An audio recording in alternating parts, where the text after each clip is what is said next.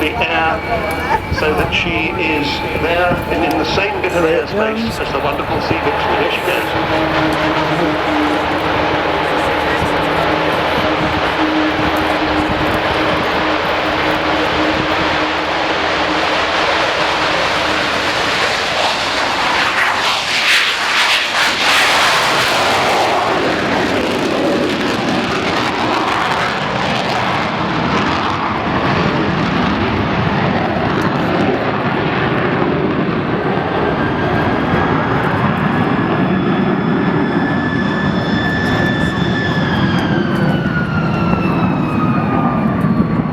Vulcan throttling back after that wonderful takeoff with the Vulcan howl. You don't always get that, so it's a great pleasure to hear that today.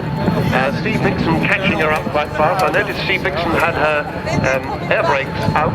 Yes, I spotted that. They must have